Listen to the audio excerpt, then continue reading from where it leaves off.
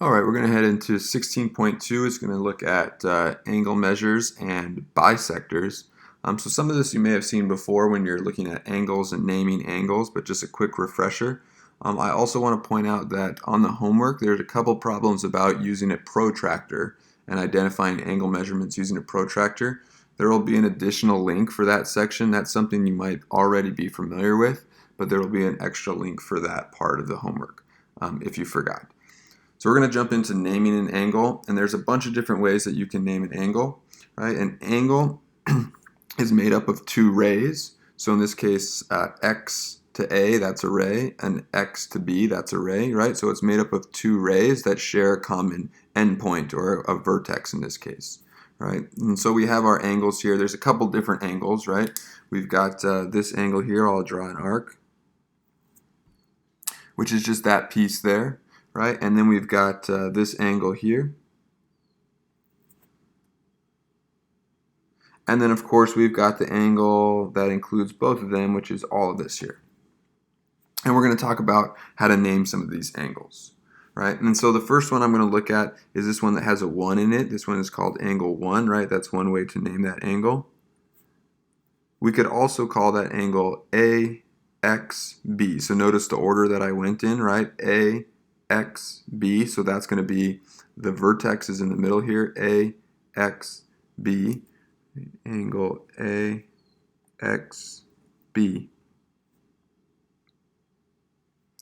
Or I could go the other direction, BXA. So I could say angle BXA. But notice that the vertex is in the middle here. You got the vertex in the middle. We also have angle 2, which is this little slice over here, right? This slice of the pie here. So that's going to be angle 2. And so I can also call that BXC. So angle BXC. Notice that I'm using this, it kind of looks like a less than symbol, but it's for angle. It represents an angle here. Okay? And I can go the other direction, CXB. So angle CXB.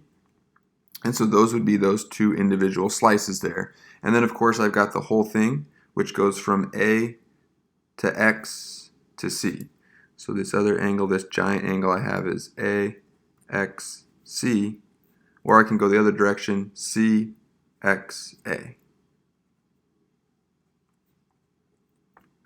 And we've got all those different angles there. Something you may have seen before. We'll slide down to the angle addition postulate. And this sounds a lot worse than it actually is here. So if you pause this and write this down if you haven't printed these out, it says angle addition postulate. If x is in the interior of ABC, then angle ABX plus angle CBX equals angle ABC. And that's just kind of a scary way of saying this. If I have these two pieces, right, we'll call this piece 1, right, that angle there, and piece 2, that angle there, right? If I have those two pieces and I add them up, then I should get this whole angle altogether, right? And that kind of makes sense there. So it's saying ABX, so ABX, that's kind of slice 1, plus CBX, so CBX, that's slice 2, right? If I add those two up together, then I get the whole thing ABC. All right, we're going to go ahead and put this into use here.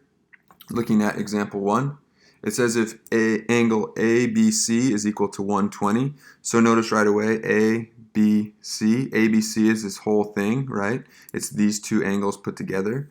So ABC is this whole thing all the way through here. And that equals 120 degrees. It wants me to find x.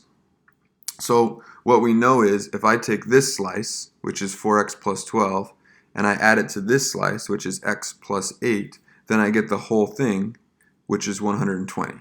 And so I can set up an equation there where it says this angle here, 4x plus 12, that's that slice, plus, I'll group this up so we can see where it came from, plus this slice here, which is x plus 8. If I put those two pieces together, I get the whole thing, ABC, right, the whole thing, which is equal to 120 degrees. And so then I just have this equation here that I can start to solve. Okay, don't have to distribute anything, so I can just go into combining like terms. 4x plus an x is 5x. 12 plus 8 gives me 20 equals 120. And then I can go ahead and solve, so I'm going to subtract 20 from both sides. 5x equals 100. Divide both sides by 5. And I get x equals 20.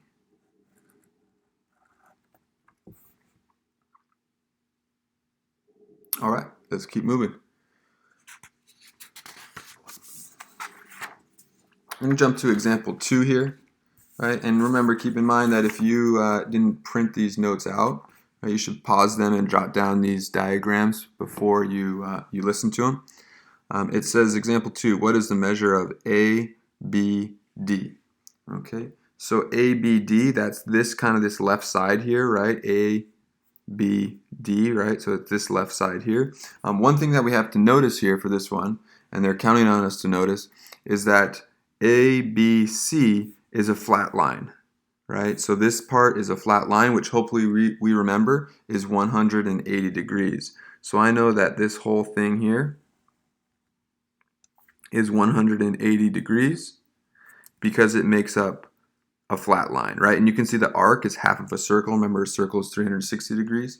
Okay, so we know that the whole thing here is 180 degrees, and they want me to find ABD, which is just this part here. So I'm going to use angle addition postulate again, which says that if I take this part plus this slice over here, it should equal the whole thing, which is 180. And then I'll be able to find x and go from there. So I'm going to say 5x minus 10, that's the slice on the left, plus 3x plus 30, that's the slice on the right, equals the whole thing, which is 180 degrees, and I know that because this is a straight line down here. And then I can go ahead and solve for x here. So let's see, 5x plus 3x, that gives me 8x, negative 10 plus 30, positive 20, equals 180 degrees.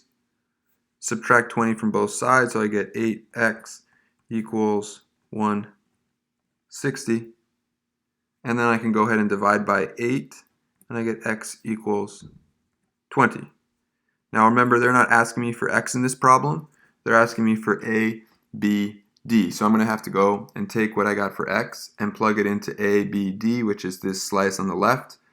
And so then I'm going to go ahead and write angle a, b, d equals, well, it's 5x minus 10. So that's going to be 5.